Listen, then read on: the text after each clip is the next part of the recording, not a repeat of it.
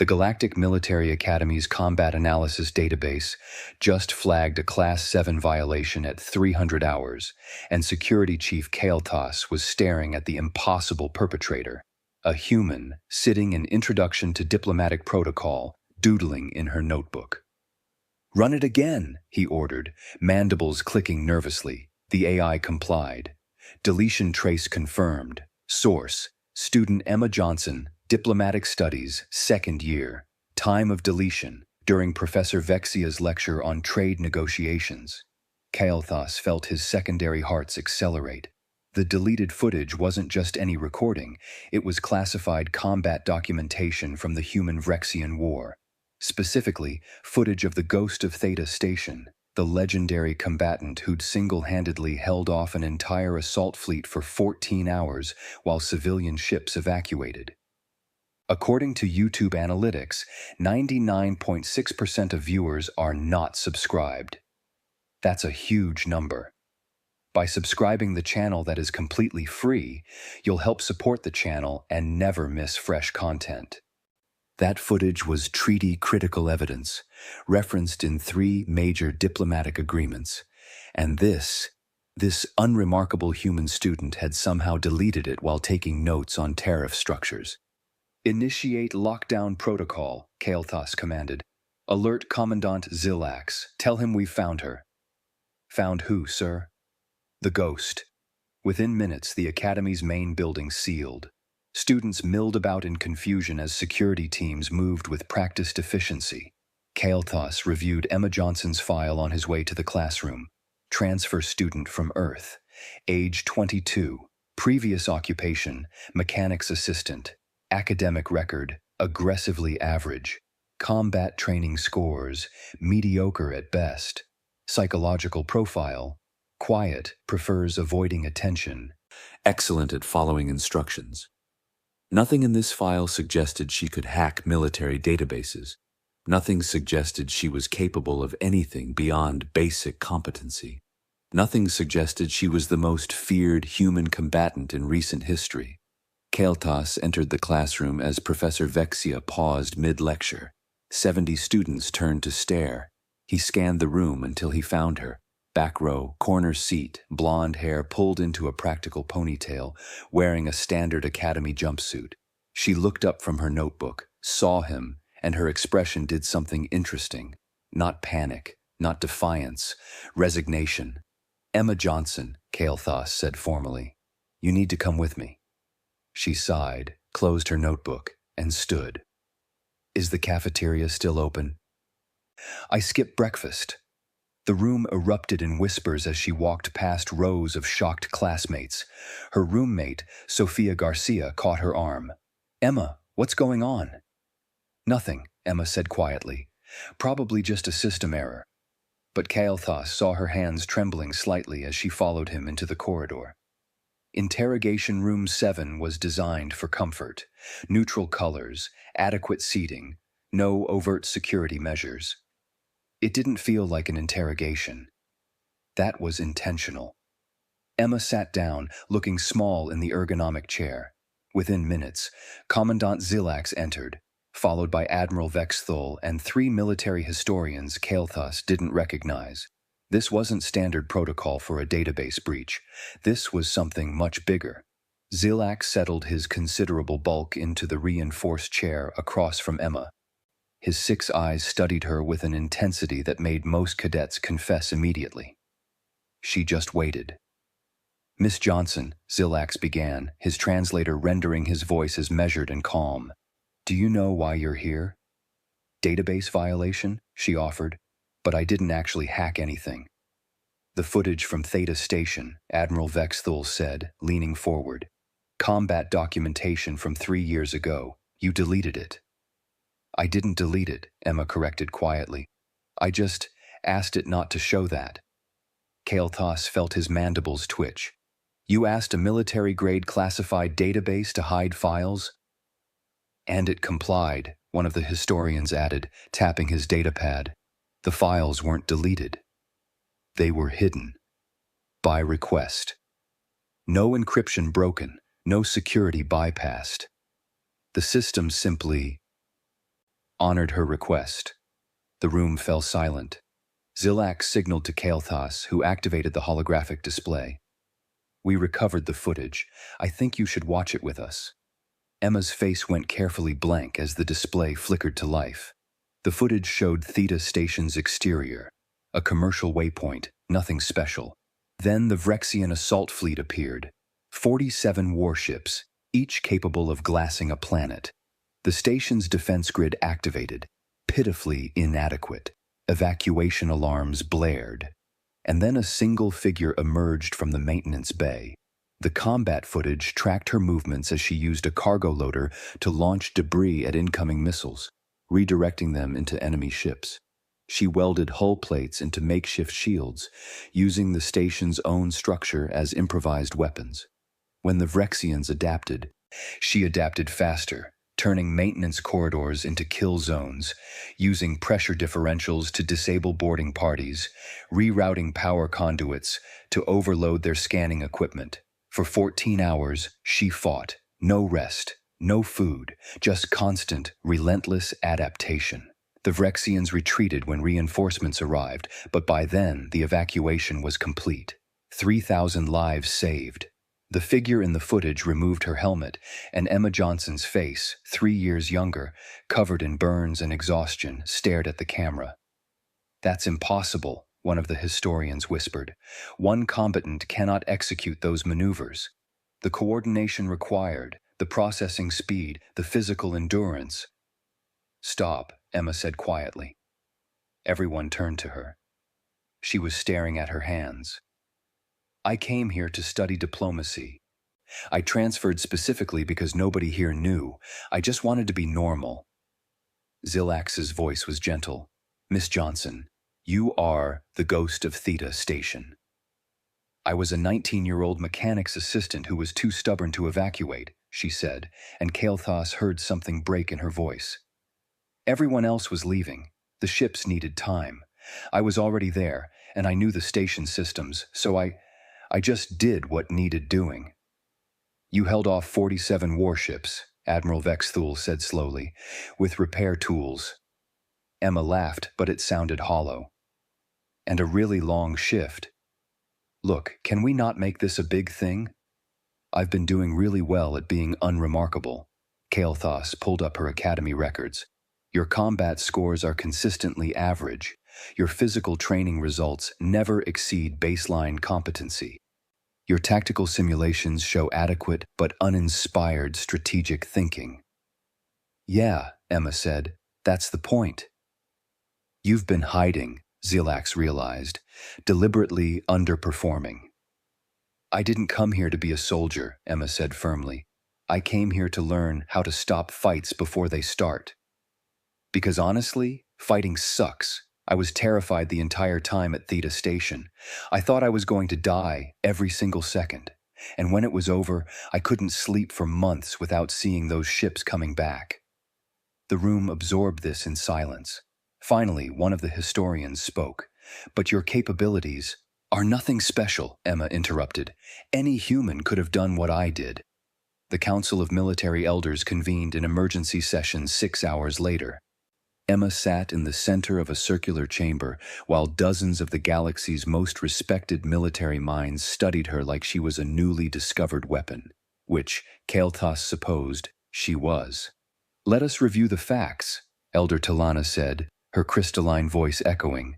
Miss Johnson, with no formal combat training, defended a civilian station against overwhelming military force for 14 consecutive hours.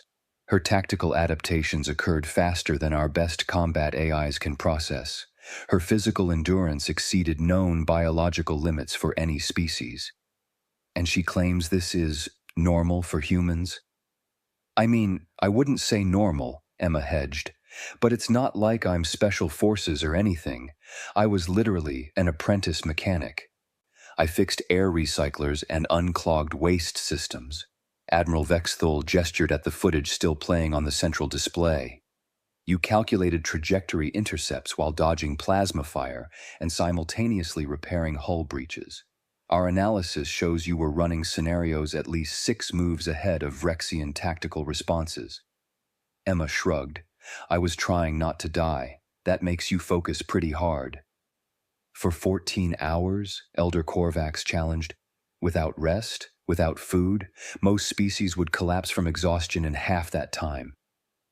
Adrenaline, I guess, Emma offered. Look, I know it sounds impossible, but humans can do weird stuff when we're scared enough. There's this thing where mothers lift cars off their kids, or people walk miles on broken legs to get help.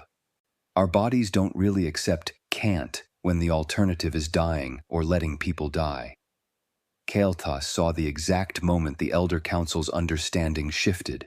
It was like watching a star collapse, sudden, catastrophic, irreversible. You're saying, Talana said slowly, that any human civilian, when sufficiently motivated, could demonstrate combat capabilities equivalent to elite special forces from other species? I'm saying humans don't really know our limits until we hit them, Emma said. And even then, we're pretty good at pushing past them if we have to. Xilax was reviewing data on his pad, his expression growing more alarmed. Miss Johnson's roommate, Sophia Garcia, her file shows average performance in survival training. Sophia's great, Emma said, smiling. She's studying xenobiology. Her file also shows, Xilax continued, that before enrolling, she walked 43 miles through a toxic atmosphere to reach a communication station after her research vessel crashed. She carried 2 injured colleagues the entire distance. She was 17 years old. Emma blinked. She never mentioned that. I mean, we don't really talk about stuff like... She stopped. Oh, indeed, Admiral Vexthul said grimly. How many human students do we have enrolled? 247, Kael'thas supplied. Pull their files, all of them, look for incidents. The next hour was a masterclass in paradigm destruction. Every human student, every single one, had at least one incident in their background that other species would classify as impossible. A civilian navigator who'd plotted an emergency course through a supernova's corona using manual calculations. An untrained student who'd talked down a station riot without violence, then casually mentioned she'd also broken a reinforced table with her bare hands when things got a bit heated. A medic who'd performed surgery in zero gravity with improvised tools while the ship was under attack. Normal jobs, normal people, impossible feats. They're all hiding, Counselor Zara said softly. Every human here has deliberately underreported their capabilities. Emma shifted uncomfortably. It's not hiding exactly, it's just... We don't think about it. Like, yeah, bad stuff happened. And we dealt with it, but that doesn't define us. Sophia wants to study alien plants, not talk about that one time she refused to die on a toxic planet. We're here to learn and make friends and maybe stop future wars, not relive the worst days of our lives. But your species treaty classification, Elder Talana said, is based on assessed civilian capability levels. If those assessments are wrong, they're catastrophically wrong, Admiral Vexthul finished. We've been treating humans as if they're standard baseline sentience with slightly above average problem-solving skills. Emma laughed. I mean, that's pretty accurate. We are really good at problem-solving. You held off 47 warships with a cargo loader, Kael'thas said flatly. That's just creative problem-solving under pressure. The council chambers erupted in a dozen languages, all expressing variations of the same existential crisis. Kael'thas watched Emma shrink in her chair, looking miserable. Finally, Commandant Xilax raised his hand for silence. Miss Johnson, why do humans consistently underestimate themselves? Emma thought about this. We don't underestimate ourselves, we know we're not special. I wasn't some hero at Theta Station. I was a scared kid who didn't want people to die. The circumstances were extraordinary, but I wasn't. That's the point. Any human would have done the same thing if they were there instead of me. That, Elder Talana said quietly, is what terrifies us. The Academy implemented new protocols within a week. Human baseline capability courses became mandatory for all staff. Emma was assigned as a consultant, which she accepted with visible reluctance, and the condition that she could still finish her degree. Her first lesson took place in the main auditorium, with 400 faculty members in attendance. "Okay," Emma said, standing at the podium and looking uncomfortable with the attention. "So humans have this thing where we really hate admitting when things are bad. Sophia's going to help me demonstrate." Sofia Garcia joined her on stage, waving at the crowd. "Hey everyone, so when a human says something is fine, that usually means it's anywhere from slightly problematic to actively catastrophic. For example," Emma continued, "if a human says, 'I'm fine' after an explosion, they might mean they're uninjured, or they might mean they're currently bleeding out but don't want to worry anyone." "Context is important," Sophia added. "Tone of voice, body language, how quickly they say it. If they say, 'I'm fine' really fast, something's definitely wrong." A Rithian professor raised his appendage. "How do we determine the severity?" "Ask twice," Emma said. "If they insist they're fine both times, it's probably actually fine. If they get annoyed, something's wrong. If they change the subject, something's really wrong." "What if they laugh and say they're fine?" another professor asked. Emma and Sophia exchanged glances. That's usually pretty bad," Sophia admitted. "Humans laugh when we're stressed. It's a coping mechanism." "Like you did when you told me about walking 43 miles through toxic air," Emma said pointedly. Sophia blinked. "You know about that." "Everyone knows now. It's in your file." "Oh," Sophia looked embarrassed. "I mean, it wasn't that bad." I had a rebreather for most of it. Most of it, the last 7 miles, were a bit uncomfortable. The auditorium erupted in alarmed chattering. Emma turned to the audience. "See? This is what we're talking about. A bit uncomfortable means something very different to humans than it does to most species." Kael'thas, sitting in the front row, raised his hand. "How did your species survive long enough to reach space?" Emma and Sophia looked at each other, then back at him. "Spite, mostly," Emma said. "And really good problem-solving skills," Sophia added. "And the ability to convince ourselves that things aren't as bad as they obviously are," Emma continued, "which lets us keep functioning in situations that would shut down most other species." "So humans are, what, naturally self-delusional?" Elder Talana asked from the balcony seating. "More like naturally optimistic about our survival chances," Sophia said diplomatically.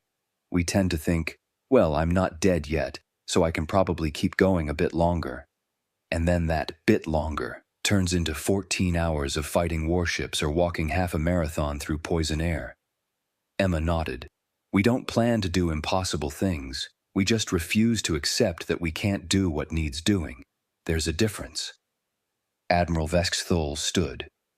"Miss Johnson, what would you have done if reinforcements hadn't arrived at Theta Station?"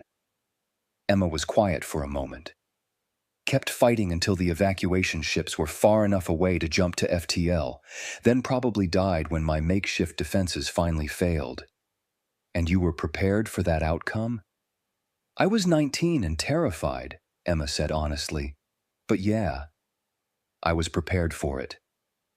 Because the alternative was 3,000 people dying, and I couldn't accept that, so I didn't." The auditorium was silent. "That's the thing you all need to understand about humans," Emma continued, her voice stronger now. "We don't have special training or enhanced biology or superior tactical thinking. What we have is an absolute refusal to give up when people are depending on us. We'll hurt ourselves, exhaust ourselves, traumatize ourselves, whatever it takes. And then afterward, we'll call it no big deal and move on because dwelling on it doesn't help anyone." Sophia put a hand on Emma's shoulder. "And we hide it because being treated like weapons or freaks is exhausting. We want to be normal. We want to learn and grow and make friends and have boring lives where the most exciting thing is passing an exam, not fighting for survival." "But you can't be normal," Kael'thas said gently. Not when normal for humans means capable of extraordinary things. Emma sighed. Can we at least try? I really like studying diplomatic protocol. I want to learn how to prevent fights, not be remembered for winning one. Commandant Zilax approached the stage. Miss Johnson, Miss Garcia, your species has taught us something invaluable. We've been so focused on maximizing capabilities that we forgot about developing character. Humans don't see yourselves as warriors. You see yourselves as people who will fight if necessary, but would rather not. That perspective is exactly what we need in diplomats. So I can stay? Emma asked hopefully, and just be a regular student? With one condition, Zilax said. You stop hiding.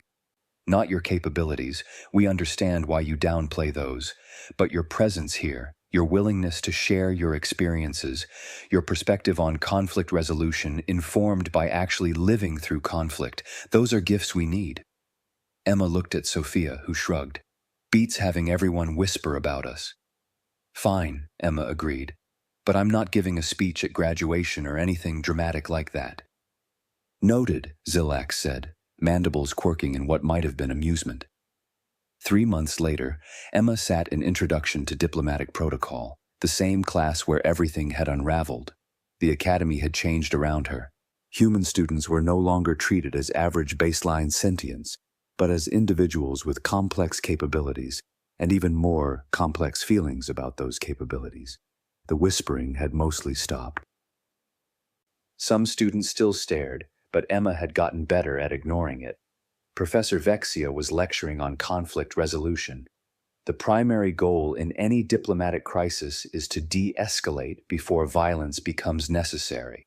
Miss Johnson, given your unique experience, how would you approach first contact with a potentially hostile species? Emma looked up from her notes. Talk first. Fight only if you have to, and if you fight, fight like you mean it. But honestly, I'd really try the talking part first. Would have saved everyone a lot of trouble if the Vrexians had just, I don't know, sent a message before attacking. The Vrexians believed Theta Station was a military installation, Vexia said. So a quick scan would have shown 3,000 civilians and one very confused mechanic, Emma countered. Instead, they assumed and attacked. Bad intelligence leads to bad decisions. That's why we're here, to learn how to get good intelligence and make good decisions. A Vrexian student near the front raised his hand tentatively. Miss Johnson, do you hate my species? For what happened? Emma considered this carefully. I hate that it happened. I hate that people died. On both sides, actually, because I know I killed Vrexian crew members defending those ships. But hate your entire species? No, you weren't there. You didn't make that choice. And honestly, I've met enough Vrexians here to know you're just people trying to learn and grow, same as me. The student looked relieved. Thank you. After class, Sophia caught up with Emma in the hallway. Hey, you okay? That question was pretty intense. Yeah, Emma said, and meant it. I think I'm actually doing better. Talking about it helps. Weirdly. Character growth, Sophia teased. Who are you and what did you do with Emma? I'm fine, leave me alone. Johnson. Emma laughed, a real laugh this time. She's learning that being normal doesn't mean pretending the past didn't happen. It means integrating it into who you are and moving forward. Very diplomatic, Sophia approved. You're going to ace this course. They walked toward the cafeteria, passing a group of first-year students arguing about proper crisis response protocols. One of them, a young Rithian, noticed Emma and froze mid-sentence. Don't, Emma said pleasantly. Whatever you're about to say, just don't. I'm trying to grab lunch. The Rithian nodded mutely and returned to his debate. Sophia grinned. You're getting better at that too. Practice, Emma said. Lots and lots of practice.